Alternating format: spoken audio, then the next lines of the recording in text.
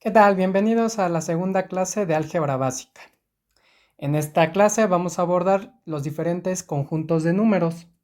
Vamos a empezar con el conjunto de números más sencillos, que es el conjunto de números naturales. Estos números, como su nombre lo indica, son bastante intuitivos. Se podría considerar que son el primer tipo de números con los cuales el ser humano se encuentra. Esto por la necesidad de contar. El conjunto de los números naturales está representado por la letra n y contiene a los números 1, 2, 3, 4, así sucesivamente hasta el infinito. Como observación, a veces consideramos al 0 dentro del conjunto de los números naturales, pero a lo largo del curso vamos a estar especificando si lo incluimos o no. En esta primera clase de números tenemos las operaciones fundamentales, adición y multiplicación, que son el tipo de operaciones que nos van a ayudar a realizar diferentes cálculos, como por ejemplo el determinar cuántas cabezas de ganado tiene cierta persona y al saber el valor de cada cabeza de ganado, en consecuencia saber su patrimonio. Cuentas elementales que los antiguos humanos podían realizar de manera sencilla. Luego tenemos el conjunto de los números enteros. Estos números están representados comúnmente por la letra Z, aunque a veces los representan también por la letra E. Este conjunto de números abarca lo que son todos los números naturales, incluyendo al 0 y sus negativos.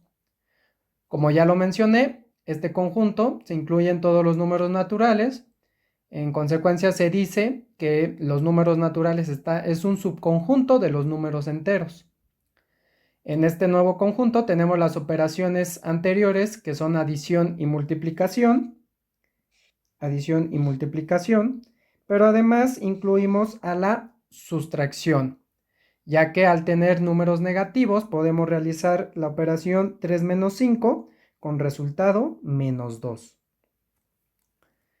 Luego siguen los números racionales.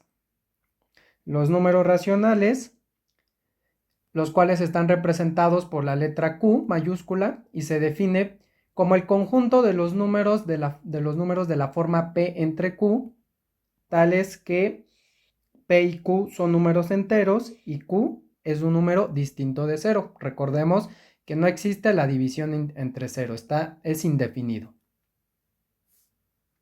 Observemos que tanto los números naturales como los números enteros están contenidos en los números racionales, ya que cada uno de estos puede ser representado como un cociente de la forma P entre Q, como por ejemplo, si tenemos el número 5, lo podemos representar como 5 entre 1 y cumple con la definición, ya que 5 y 1 son números enteros y 1 claramente es distinto de 0. Por lo tanto, tenemos en este conjunto tanto a los números naturales como a los números enteros. En este conjunto tenemos las operaciones adición, sustracción y multiplicación, al igual que en el conjunto anterior. Pero al tener números fraccionarios podemos incluir a la operación que es dividir, ¿no? A la división. Como por ejemplo, 4 entre 2, que nos da como resultado el número entero 2. También tenemos a los números decimales, como por ejemplo el 1/2, que es representado como 0.5 en su forma decimal. Paralelamente tenemos a los números irracionales, que están representados por la letra I y que se definen como todos los números que no son números racionales, es decir, aquel número que no cumpla con la definición de ser un número racional, en automático es un número irracional. En consecuencia, los números naturales y los números enteros no son números irracionales. Algunos ejemplos de este tipo de números son raíz de 2, el número pi y el número e. Son ejemplos de números irracionales. En este conjunto de números tenemos las operaciones adición, sustracción, multiplicación, división y además ya podemos incluir a las raíces. las raíces de números, como por ejemplo raíz de 2, que ya no entran en números racionales, por lo tanto no podríamos incluir esa operación en el conjunto anterior, solamente de números que tengan raíces enteras. Y finalmente, posteriormente tenemos a los números reales, que es sencillamente la unión de los conjuntos anteriores, los números racionales y los números irracionales, junto con todas las operaciones que ya especificamos, es adición, sustracción, multiplicación, división, raíces, etc. Y finalmente tenemos al conjunto de los números complejos, que está representado por la letra C y está definido como todos los números de la forma A más BI, de tal manera que A y B sean números reales e I sea la raíz de -1. Una observación es que todo número real es un número complejo. ¿Cómo lo podemos ver?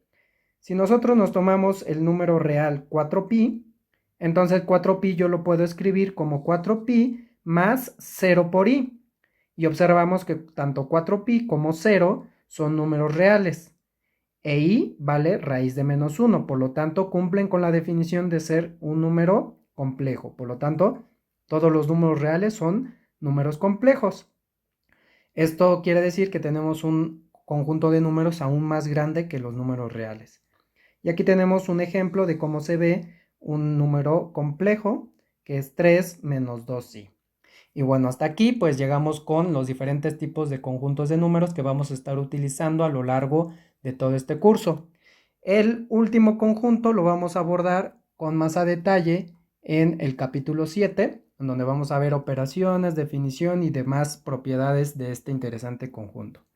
Pero eso ya lo vemos más adelante. Nos vemos en la siguiente clase.